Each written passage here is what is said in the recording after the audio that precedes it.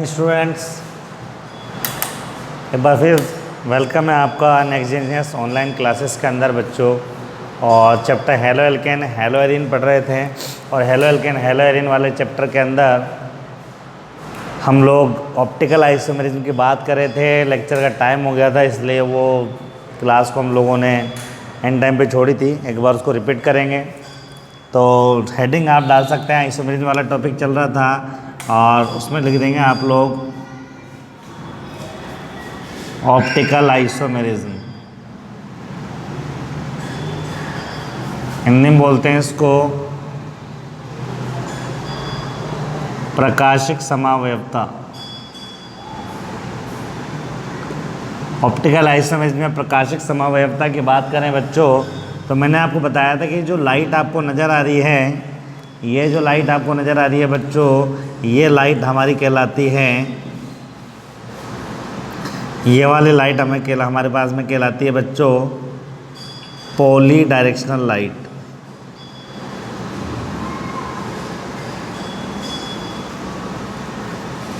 ये poly directional light है, सब तरफ फैल रही है बच्चों। जब इस पॉली डायरेक्शनल लाइट का हम लोग क्या करते हैं बच्चों, इसको पास करते हैं हम लोग एक प्रिज्म से। और मैंने बताया था कि प्रिज्म हम लोगों ने क्या किया, एक प्रिज्म सीधा लिया, एक प्रिज्म उल्टा लिया और लेने के बाद में इन दोनों प्रिज्म को हम लोगों ने क्या किया, पेस्ट कर दिया। और इसको पेस्ट कर दिया इस तरीके से बच्चों।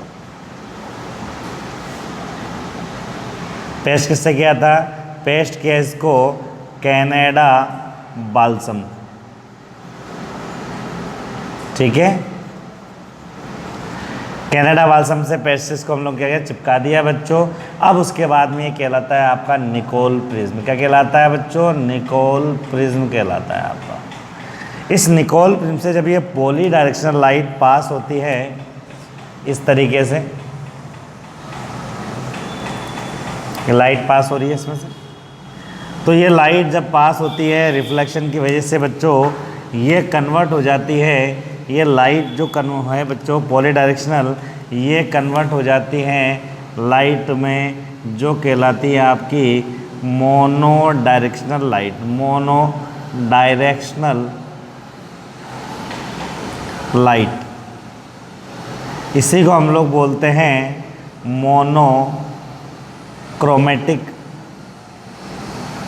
लाइट। इसी को हम लोग बोलते हैं प्लेनर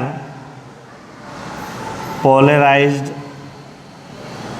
लाइट। शॉर्ट में बोलते हैं इसको PPL, ठीक है। इसको हिंदी में बोल सकते हैं एक वर्णी प्रकाश, एक दिशीय मोनोडायरेक्शनल, एक वर्णी प्रकाश। इसी को हम लोग बोल सकते हैं समतल ध्रुवित प्रकाश, समतल ध्रुवित प्रकाश, जिसको हम लोगों ने शॉर्ट में कहा PPL, ठीक है बच्चों। इस लाइट को हम लोगों ने क्या किया, पास किया एक सॉल्यूशन से। यूँ कहें बच्चों कि इस टेस्ट ट्यूब में हमारे पास में एक कंपाउंड है, इस टेस्ट ट्यूब में हमारे पास में कंपाउंड है और वो कंपाउंड हमारे पास में है optically active compound.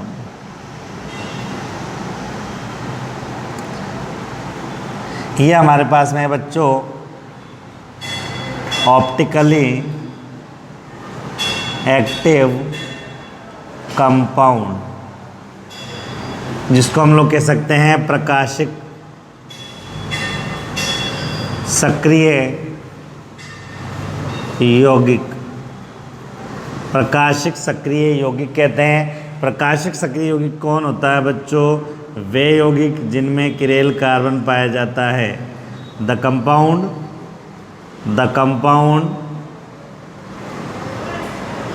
Which contain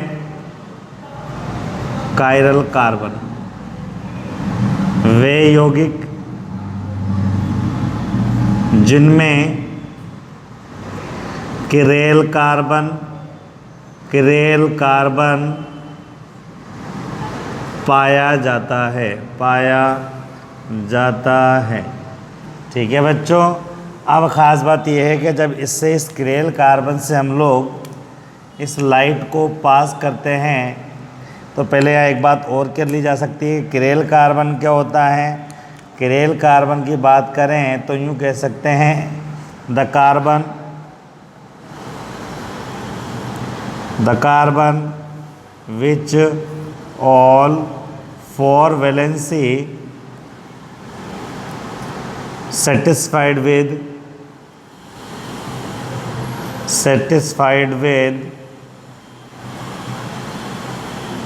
the carbon which all 4 valency satisfied with the different groups Hindi में लिख देंगे ऐसा कार्बन जिसकी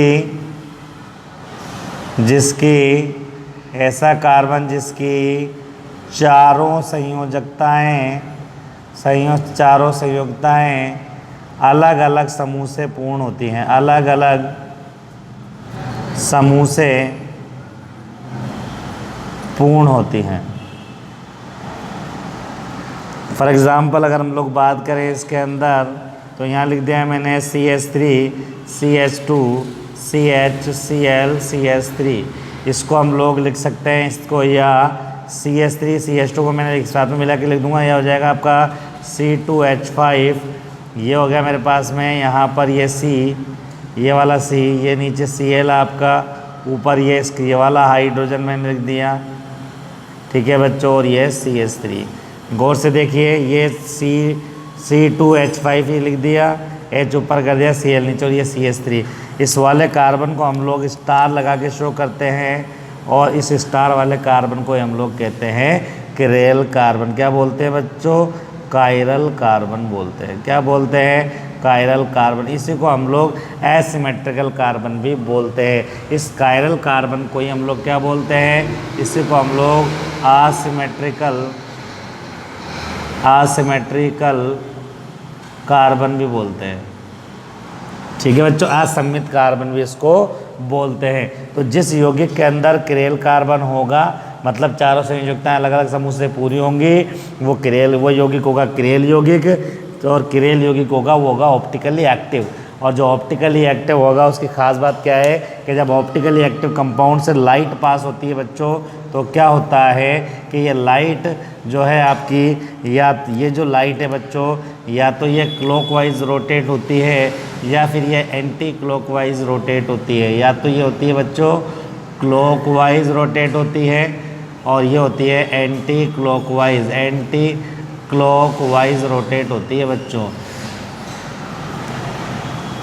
समझ में आ गया? या तो क्लॉकवाइज रोटेट होगी या एंटी क्लॉकवाइज रोटेट होगी, या तो घड़ी की दिशा में घूमेगी या घड़ी की विपरीत दिशा में घूमेगी।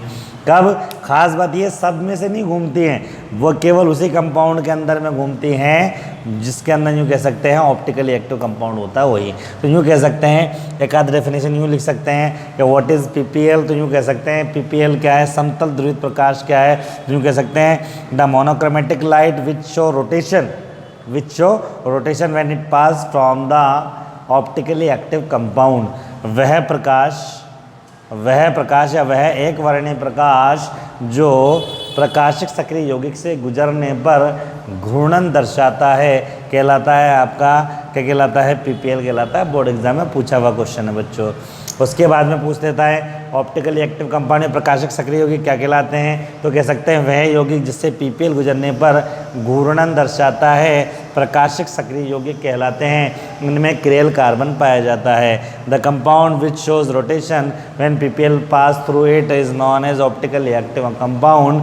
It contain chiral carbon also. उसके बाद में पूछ सकता है आपसे व्हाट इज़ कायरल कार्बन। तो यूँ कह सकते हैं ऐसा कार्बन जिसकी चारों संयोजकताएं अलग अलग समूह से पूरी होती हैं, कायरल कार्बन कहलाता है। The compound which all 4 valencies are satisfied with different groups is known as chiral carbon. ठीक है बच्चों। अब खास बात यह है जो क्लॉकवाइज रोटेशन करता है उसको हम लोग बोलते हैं यहाँ पर डी फॉर्म। क्या बोलते हैं बच्चों उसको हम लोग बोलते हैं डी फॉर्म। डी जो शब्द आया बच्चों वो आया है डेक्स्ट्रो से, ठीक है। और डेक्स्ट्रो का मतलब होता है दक्षिणावर्त दिशा में घूर्णन। और जो विपरीत दिशा में घूमता है एंटी क्लॉकवाइज बच्चों, उसको हम लोग बोलते हैं बच्चों एल फॉर्म। क्या बोलते हैं उसको बोलते हैं एल फॉर्म। और एल फॉर्म की बात करें बच्चों तो ये जो एल फॉर्म है ये आया है आपका लीवो से, और लीवो का मतलब होता है वामावर्त। ठीक है, वामावर्त घूर्णन। तो ये खास बात है। अब यहाँ बोर्ड एग्जाम में क्वेश्चन ये पूछा गया था, और वो क्वेश्चन ये था, यहाँ लिख देता हूँ मैं क्वेश्चन। ये कहा था 2 chloropropane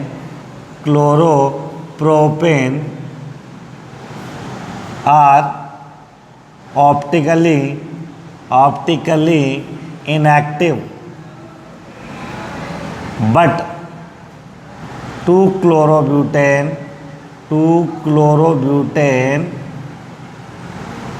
are optically active। Why? Question था कि 2 क्लोरोप्रोपेन प्रकाशिक अक्रिय है जबकि 2 क्लोरोब्यूटेन प्रकाशिक सक्रिय है। दिख रहा है आपको, ये मैंने 2 क्लोरोब्यूटेन लिखा है, और आप इसमें तो बता ही सकते हैं कि 2 क्लोरोब्यूटेन प्रकाशिक सक्रिय इसलिए है क्योंकि इसके अंदर क्या होता है बच्चों, किरेल कार्बन पाया जाता है। जबकि अगर 2 क्लोरोप्रोपेन की बात करें तो ये 2 क्लोरोप्रोपेन है। क्या इसकी चारों संयोजकता अलग अलग है क्या? आपको नहीं सर, दो CH3 एक जैसे हैं, तो इसके अंदर किरेल कार्बन नहीं है, इसमें कायरल कार्बन नहीं है। That's why it is not optically active, so PPL will not show rotation while pass through the solution. Is that clear और नॉट? तो यूँ कह सकते हैं बच्चों इसके अंदर कि प्रकाशक सक्रिय यौगिक का मतलब क्या होता है, ये मैंने आपको बता दिया।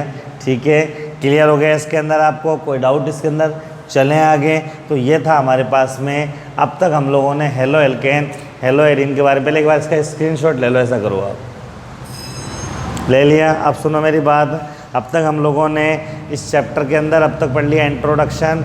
उसके बाद में इंट्रोडक्शन के बाद में मैंने इसके अंदर आपको बता दिया क्लासिफिकेशन के बाद में बता दिया इसका जनरल फार्मूले के बाद में बता दिया मैंने इसके अंदर आपको नोमेनक्लेचर के अंदर मैंने आपको इसके अंदर कॉमन नेम और IUPAC नाम आपको बता दिए बच्चों।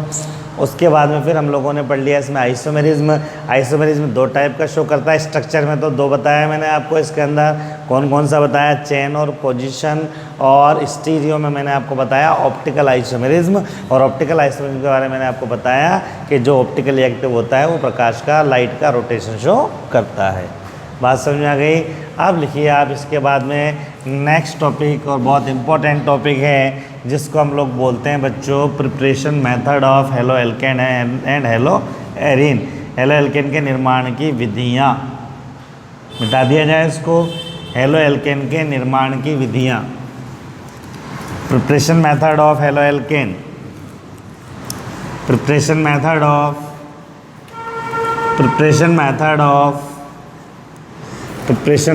Of halo alkane. अगला पॉइंट है हमारे पास में 5th पॉइंट। देखो, पहला इंट्रोडक्शन हो गया, दूसरा जनरल फार्मूला, तीसरा क्लासिफिकेशन, चौथा नोमेनक्लेचर और 5वां आइसोमेरिज्म। तो 6th टॉपिक है हमारे पास में ये, और उसका नाम है बच्चों preparation method of halo alkane. Preparation method of halo alkane, Hindi में बोल सकते हैं हेलो एल्केन के बनाने की विधियाँ। हेलो एल्केन के बनाने की विधियाँ लिख लिया बच्चों। इसके अंदर बस लिखेंगे, फर्स्ट नंबर डाल के लिखेंगे फ्रॉम एल्केन,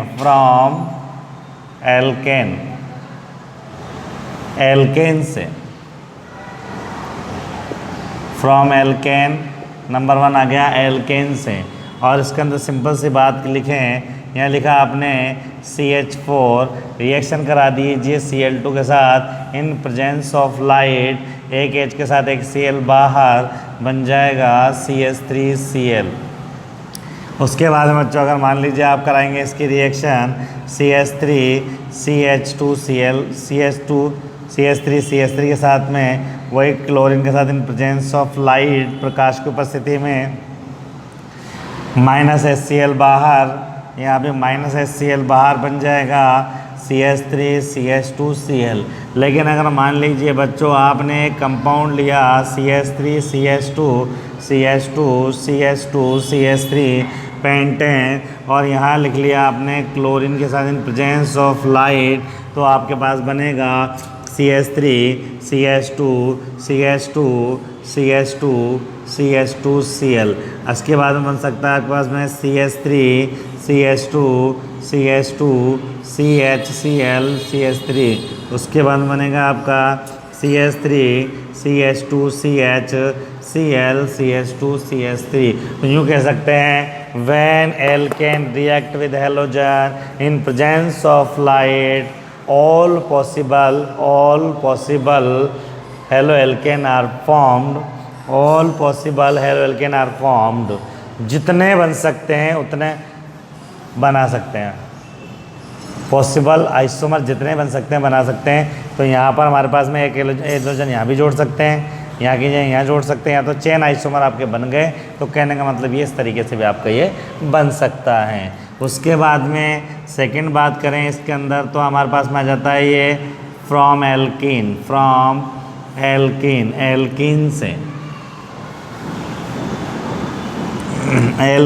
से इसकी बात करें बच्चों फ्रॉम एल्कीन, तो हमारे पास में ये लिख दिया मैंने CH3 CH2 double bond CH2 reaction करा दी इसकी HBr के साथ में बन जाएगा बच्चों आपका CH3 CH2Br। और अगर मान लीजिए बच्चों रिएक्शन आपने करा दी इसकी CH3 CH double bond CH2 यहाँ रिएक्शन करा दी HI के साथ में, तो आपको पता है this reaction follow Markovnikov rules and according to Markovnikov of the negative part of the reagent always attach that carbon which contain least number of hydrogen. अभिक्रिया मार्कोनिकॉफ के नियम अनुसार होगी, और मार्कोनिकॉफ ने क्या कहा था, अभिकर्मक का ऋणात्मक भाग सदैव उस कार्बन पर जोड़ा जाता है जो द्विबंध से बंधित हो तथा उसमें न्यूनतम संख्या में हाइड्रोजन उपस्थित हो। आयोडीन यहाँ आ जाएगा, कंपाउंड बन जाएगा बच्चों CH3 CH, यह आ जाएगा आपका आयोडीन CH3। यहाँ चाहो तो लिख सकते हैं this reaction follow Markovnikov rules. Markovnikov rule से ध्यान रखेंगे बच्चों, यह अभिक्रिया मार्कोनिकॉफ के नियमानुसार चलती है। लेकिन यह स्पेशल केस हम सब जानते हैं, आपको बता दिया था जब बेसिक पढ़ाया था कि अगर यही रिएक्शन HBr के साथ में हो इन प्रेजेंस H2O2 तो पेरोक्साइड इफेक्ट लगता है, कंपाउंड बन जाएगा CH3 CH2Br। तो यूँ कह सकते हैं reaction follow anti Markovnikov rules, anti Markovnikov rules.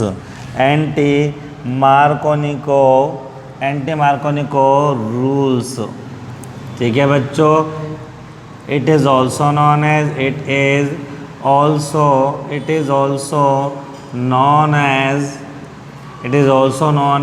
peroxide effect और खराश इफेक्ट।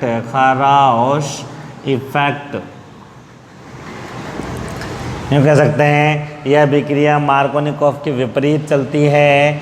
इस अभिक्रिया को पेरोक्साइड प्रभाव या खराश प्रभाव के नाम से भी जाना जाता है, एप्लीकेबल ओनली फॉर HBr। और अगर इसकी रिएक्टिविटी ऑर्डर की बात करें तो इसकी क्रियाशीलता क्रम हो गया, रिएक्टिविटी ऑर्डर पूछ लेता है, कई बार रिएक्टिविटी ऑर्डर पूछ लेता है। क्रियाशीलता का क्रम लिख सकते हो, क्रियाशीलता क्रम होता है HI, फिर उसके बाद में HBr, उसके बाद में HCl। बात समझ में आ गई बच्चों। तो ये था आपका प्रिपरेशन मेथड नंबर 2। पहला है एल्केन्स है और दूसरा है फ्रॉम एल्कीन, एल्कीन से। नंबर थर्ड लिखेंगे आप फ्रॉम एल्कोहल, नंबर थर्ड लिखेंगे फ्रॉम एल्कोहल, एल्कोहल से। एक बार आप इसका स्क्रीनशॉट ले लीजिए, बाद में लिख लेंगे, ठीक है। नेक्स्ट लिखेंगे फ्रॉम एल्कोहल,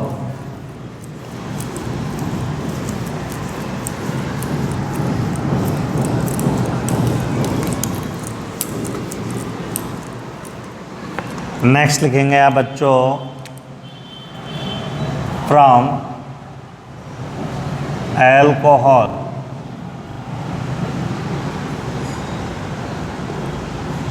एल्कोहल से।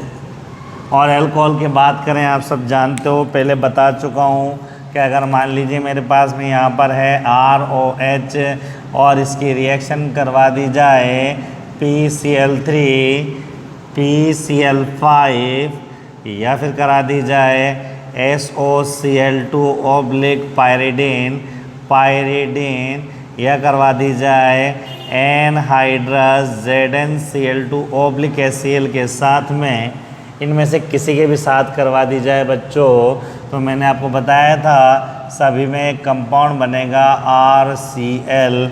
ये बता दिया था आपको कि इसके अंदर मैंने क्या बताया था बच्चों कि ये सबका सब काम ये है कि OH की जगह Cl लाते हैं, ठीक है बच्चों। ये भी बता दिया था कि इसके अंदर जो आपका बाय प्रोडक्ट बनता है वो बनता है H3PO3, इसमें बनता है POCl3 प्लस HCl, और इसमें बनता है आपका SO2 प्लस HCl, और इसमें बनता है आपका H2O। बताया था बच्चों, याद है आपको। रिएक्शन रिएजेंट खोल के देख लेना, समझ में आ जाएगा। मैं बता रखा है, यहाँ पर इतना फैलाने की ज़रूरत नहीं है।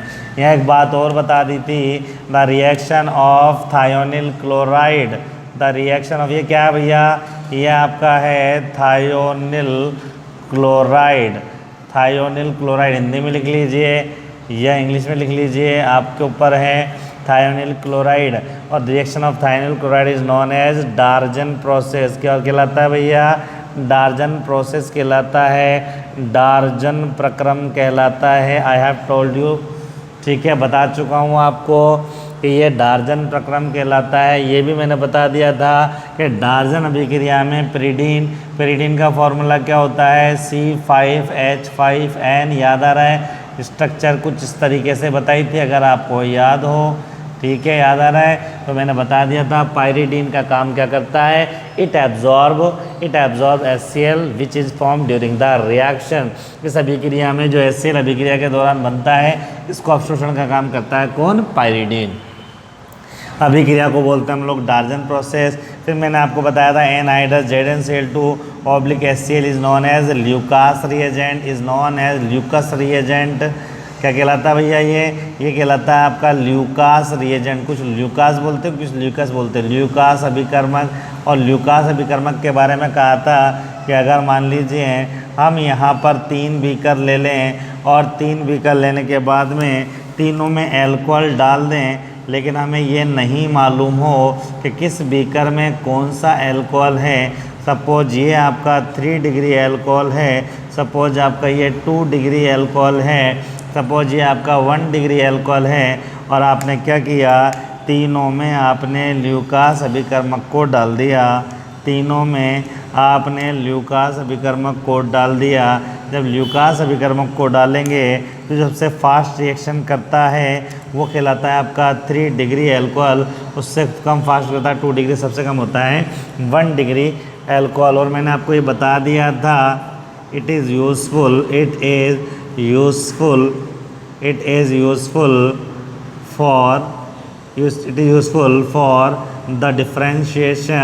For the differentiation of alcohol.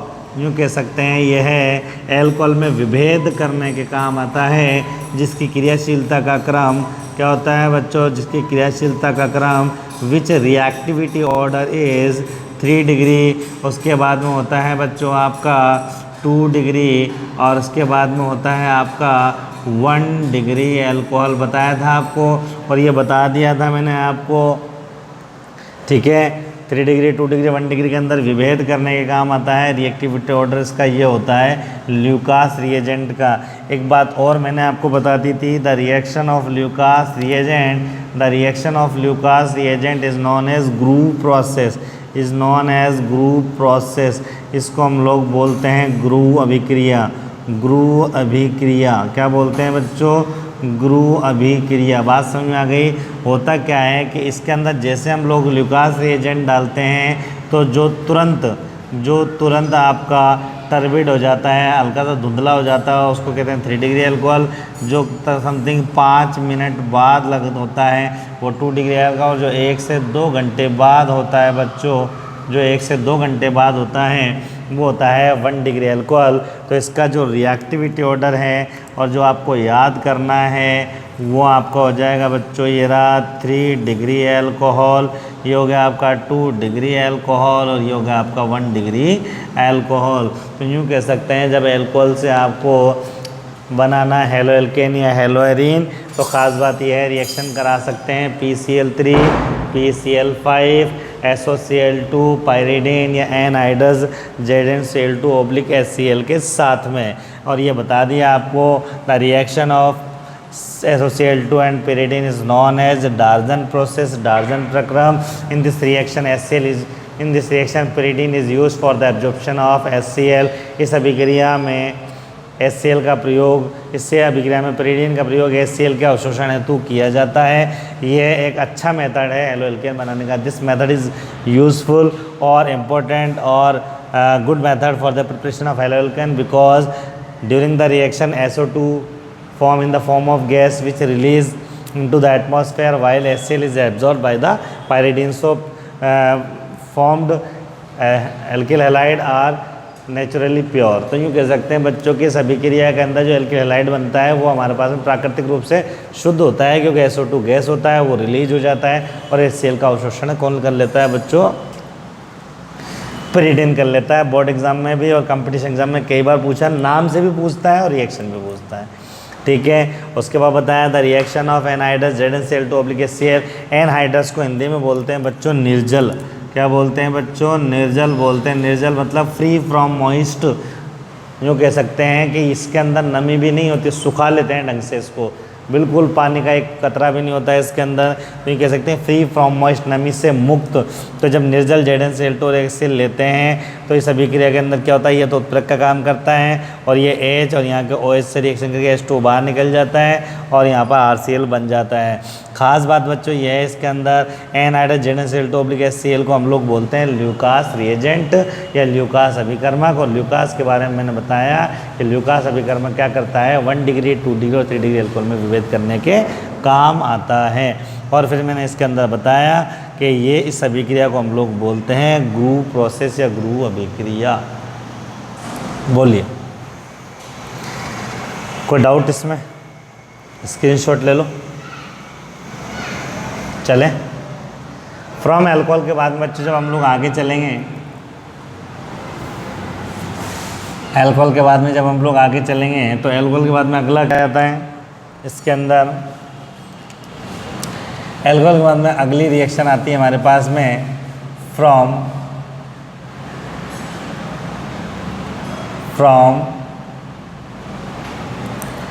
Halogen exchange method. From halogen exchange method, halogen exchange विधि से। From halogen exchange method, halogen विनिमय विधि द्वारा। हैलोजन विनिमय विधि द्वारा। अब खास बात यह है बच्चों, हैलोजन विनिमय विधि की खास बात यह है प्यारे बच्चों के ध्यान रखना कि हम लोग जो हैलोजन फॉर्म करते हैं, एल्किल हैलाइड जो फॉर्म करते हैं, तो उसके अंदर क्या होता है क्लोरो एल्केन और ब्रोमो एल्केन तो बना सकते हैं, लेकिन आयोडो और फ्लोरो एल्केन नहीं बना सकते इजी मेथड से। क्यों? कि आयोडो एल्केन की जो रिएक्शन होती है वो तो रिवर्सिबल होती है, उत्क्रमणीय होती है, बनाओगे टूट जाएगा, बनाओगे टूट जाएगा। इस तरीके से मान लो कि मान लीजिए एक मिस्त्री ऊपर चुनाई कर रहा फर्स्ट फ्लोर पर, और एक मजदूर क्या कर रहा है, ईंटें वो नीचे से ऊपर फेंक रहा है ताकि वो चुनाई के लिए काम आती रही, नीचे से ले जाकर ऊपर रख रहा है। वहीं एक बालक ऊपर बैठ के ईंटें वापस फेंक रहा है। आप 2 घंटे बाद जाते हैं, पता लगा वो मजदूर कहेगा मैंने 500 ईंटें साहब ऊपर चढ़ा दी, आप ऊपर जाके देखो तो एक भी ईंट नहीं है। तो इसका मतलब क्या है, मजदूर ने काम तो किया, लेकिन जितनी स्पीड से ऊपर रखी उतनी स्पीड से नीचे भी फेंक दी गई। तो इसी तरीके से रिवर्सिबल प्रोसेस होता है, तो उसके अंदर आप लोग आसानी से नहीं बना सकते।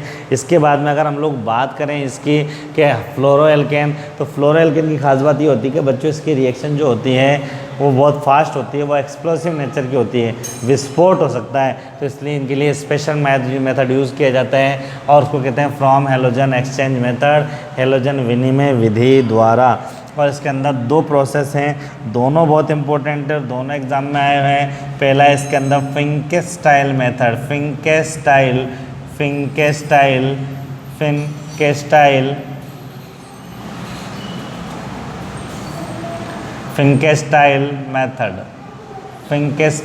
मेथड, यूँ कह सकते हैं इसको फिंकेस्टाइल अभिक्रिया।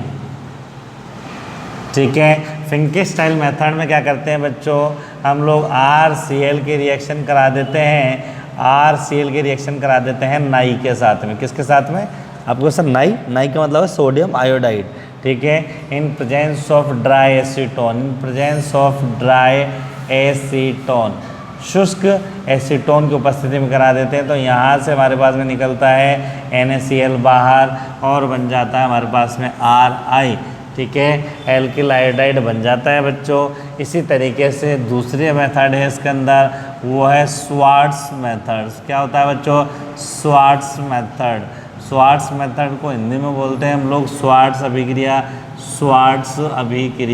क्या बोलते हैं बच्चों, स्वार्ट्स अभिक्रिया बोलते हैं। और स्वार्ट्स अभिक्रिया के अंदर यूँ कह सकते हैं, यहाँ मैंने लिख दिया RCl या RBr कुछ भी ले सकते हो, और रिएक्शन करा दिया आपने AgF के साथ में in presence of dry acetone, शुष्क एसीटोन की उपस्थिति में।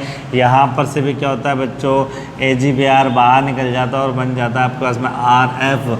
तो यूँ कह सकते हैं 2 क्वेश्चन पूछे गए हैं। The formation of fluoroalkane by halogen exchange method is known as Swarts method, while the formation of alkyl iodide by the halogen exchange method is known as Finkelstein method. यूँ कह सकते हैं कि किसी अभिक्रिया के अंदर आयोडोएल्केन का निर्माण हैलोजन विनिमय विधि द्वारा करना स्वार्ट्स अभिक्रिया कहलाता है, जबकि आयोडोएल्केन का निर्माण कहलाता है आपकी फिंकेस्टाइल अभिक्रिया। सामने लिखी हुई है।